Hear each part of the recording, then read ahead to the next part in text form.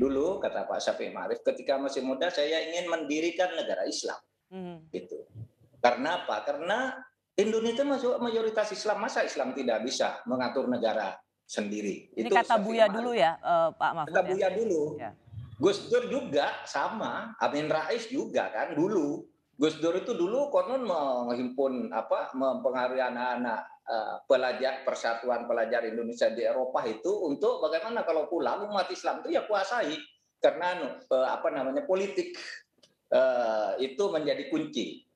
Nah, tetapi di tahun 80-an ketika nama-nama mereka ini berkibar itu mengubah semua cara berpikir saya bahwa eh, apa kalau Gus Dur misalnya bercerita saya dulu nangis di FES gitu. Saya merasa salah punya pikiran begitu ketika saya masuk ke perpustakaan di FES baca bukunya Aristoteles yang lahir jauh sebelum adanya Islam, tetapi ajarannya itu sangat toleran dan saya merasa malu dan saya nangis di situ terseduh-seduh merasa saya melihat Indonesia ini salah.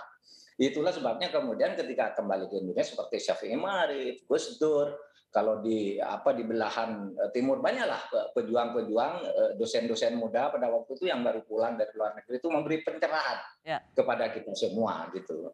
Nah, oleh sebab itu tinggal memang istilah membumikan, bagaimana membumikan itu artinya ya melaksanakan di dalam praktek. Karena kalau sudut konsep, diskusi konsep-konsep itu sebenarnya sudah selesai, Ya. didiskusikan bagaimanapun, ya itu konseptualnya. Tapi bagaimana kita membuat sila kelima itu agar tidak menjadi yatim, agar tidak menjadi merana dan sebagainya. Nah itu yang selalu dikeluhkan oleh Buya Syafi'i. Iya, Begitu, Mbak karena Sri.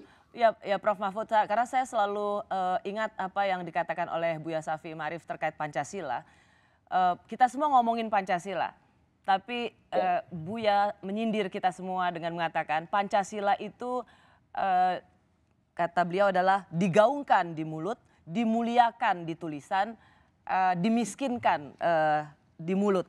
Jadi kita hanya hebat ketika kita apa?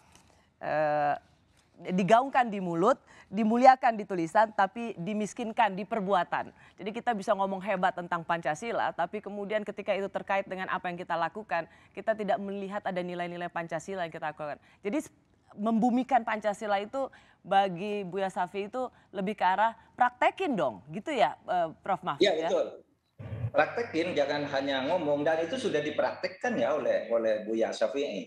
Misalnya mungkin keadilan sosial karena beliau tidak punya tangan langsung untuk melaksanakan itu dan masalahnya rumit ya. Masalah keadilan sosial itu menyangkut persoalan hukum, psikologi, politik dan macam-macam gitu. Tetapi dalam kehidupan sehari-hari Buya Syafi'i sudah melakukan itu. Misalnya tadi sikap persaudaraan. Kalau dia melihat anak muda itu punya pikiran maju, diajak ngomong sama dia. Seperti diceritakan oleh Hamid Basaib itu, masih anak muda waktu itu, Buya Syafi'i mau seminar, itu diajak, diampiri ke rumahnya, yuk ikut seminar saya misalnya, ke Pabelan. Sesudah ke Pabelan, padahal dia cuma anak muda saja, sudah ke Pabelan, dia dapat honor, ceramah, honornya dibagi dua, padahal ini bukan pembicara. Ya. Nah cara-cara seperti itu yang dilakukan oleh Pak Syafi'i gitu.